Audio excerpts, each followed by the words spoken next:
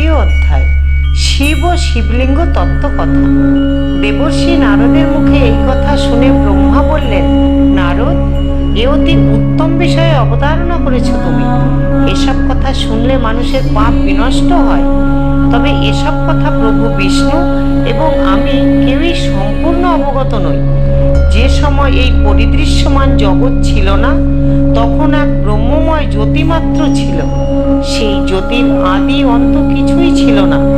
ক্রমে সেই ব্রহ্মজ্যোতির ইচ্ছাতে ওই এক প্রকৃতি ব্যক্ত হলেন। তারপর তারা উভয়ে মিলিত হয়ে সৃষ্টি সম্পর্কে আলোচনা করতে লাগলেন। তৎক্ষণাৎ দৈববাণী হলো, তোমরা অবিলম্বে তপস্যায় মগ্ন হও, তাহলে তোমাদের যাবতীয় সমস্যার সমাধান হবে। অনন্তর প্রকৃতি ও পুরুষ দুজনেই কঠোর তপস্যায় মগ্ন হলেন।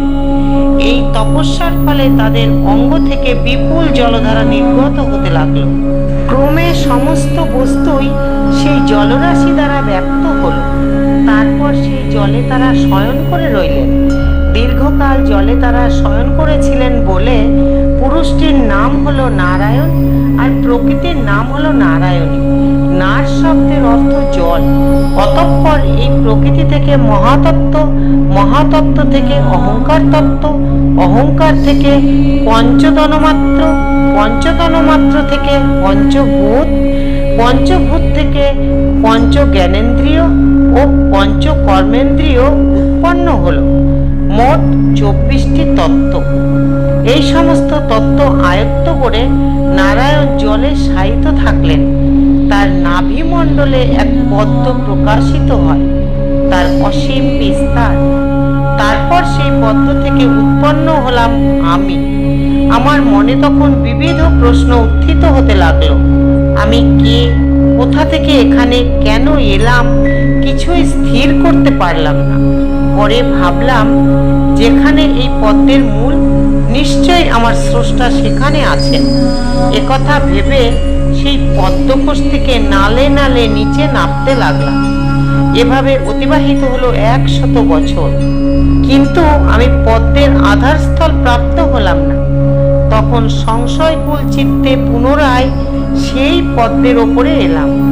নাল পথে শ্রান্তি দূর করার জন্যে সেখানে কিছুকাল অবস্থান করলাম।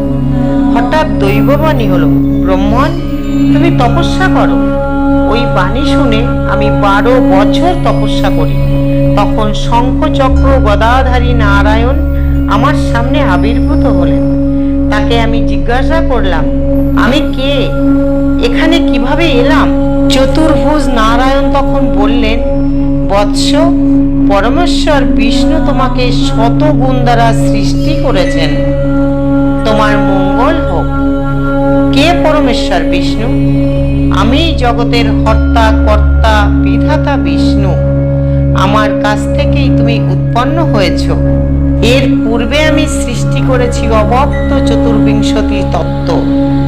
একথা শুনে ব্রহ্মা অত্যন্ত ক্রুদ্ধ হয়ে নারায়ণের সঙ্গে যুদ্ধে লিপ্ত হলেন।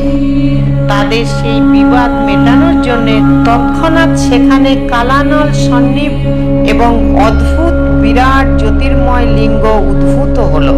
দ্বিতীয় পর্ব এখানে সমাপ্ত। তৃতীয় পর্ব নিয়ে আসছি পরের দিন। হর হর মহাদেব।